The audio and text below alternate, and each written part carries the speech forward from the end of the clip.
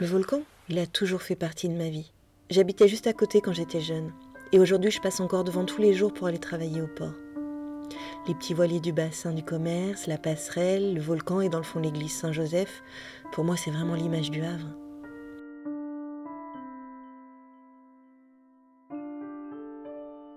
Le volcan, c'est Oscar Niemeyer qui l'a dessiné. Un architecte brésilien connu pour ses réalisations en béton. Il a participé à la création de la capitale Brasilia. On lui doit aussi le siège du Parti communiste à Paris. Le volcan, c'est un défi architectural, une prouesse technique.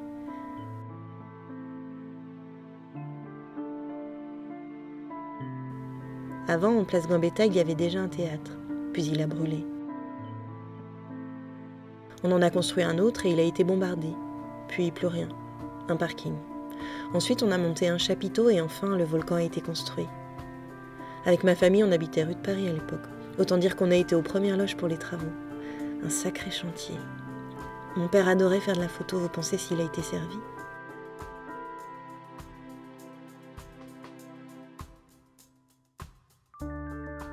J'avais 12 ans quand le volcan a été inauguré. C'était magique. Le lieu était beau, différent de ce qu'on avait l'habitude de voir, flambant neuf. Ma grand-mère nous a emmenés au tout premier concert dirigé par Jean-Claude Casadesus. J'en ai encore la chair de poule en parlant. On avait aussi projeté le film Napoléon d'Abelgance, une avant-première mondiale. Quel événement! C'est la ville du Havre et ses habitants qui ont fait en sorte qu'on ait un vrai site dédié à la création. C'est ici que tout a commencé, a dit Malraux en 61, quand il a inauguré la toute première maison de la culture de France au Havre. Si je connais si bien l'histoire, c'est que mes parents y étaient très impliqués. Ce sont des gens simples, ils sortaient beaucoup. Ils se sont battus pour qu'on ait un vrai théâtre ici au Havre. Ils ont même organisé des manifs, des pétitions.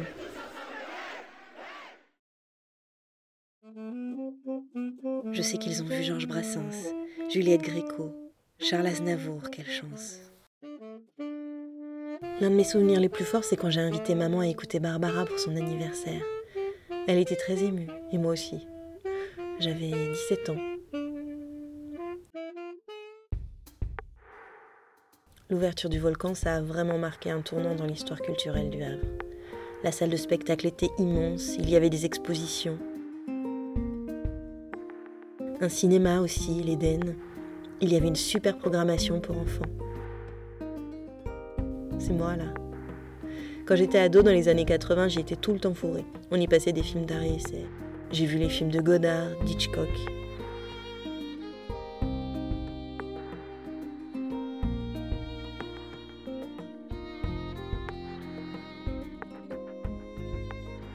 Il s'agit de faire de cette maison une maison de la culture, ce qu'elle est, ou continuer à faire ce qu'elle est, avec deux types d'activités. Une activité de diffusion qui sera pluridisciplinaire, dévouée à la danse, au théâtre, à la musique, et également aux arts plastiques et au cinéma. Et d'autre part, essayer d'en faire à nouveau un centre de création.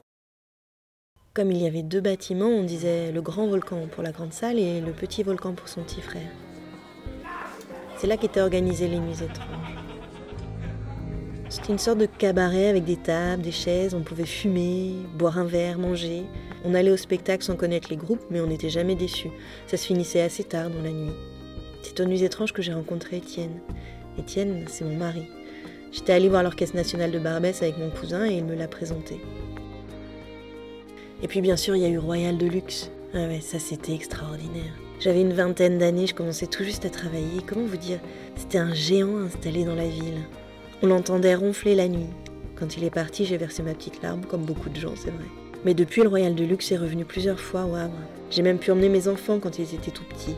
C'était Élise ou Antoine que j'avais sur les épaules ? C'était Antoine. On a vu Retour d'Afrique, les chasseurs de girafes. On a aussi découvert le cirque Plume, Zingaro grâce au volcan. Il y a aussi maintenant plein de spectacles pour enfants, du théâtre d'objets, Antoine adore ça. Que de souvenirs, j'ai vu tellement de pièces de théâtre, des classiques et des beaucoup plus contemporaines. Ça m'a beaucoup plu.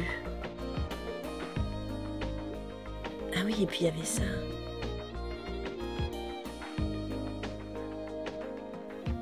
Et ça aussi.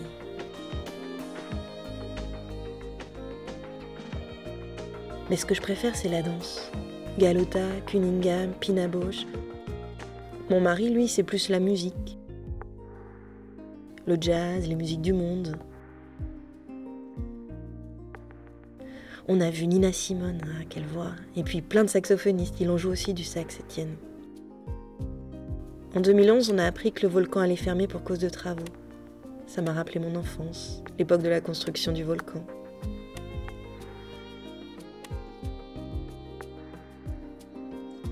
Pendant ce temps, le volcan a continué à vivre, mais dans d'autres lieux, principalement dans l'ancienne gare maritime du Havre.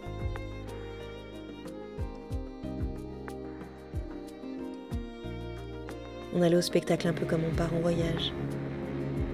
Le site était super bien aménagé, il y avait une vraie énergie là-bas. Voilà, les travaux ont duré 3 saisons. On est heureux de le retrouver, notre volcan. Je me dis que le cœur de la ville va pouvoir recommencer à battre. Ce qui est important, c'est que n'importe quel garçon de 15 ans, pauvre ou du fond de la province, puisse trouver dans l'ordre de l'esprit la même chance qu'un garçon très riche et parisien.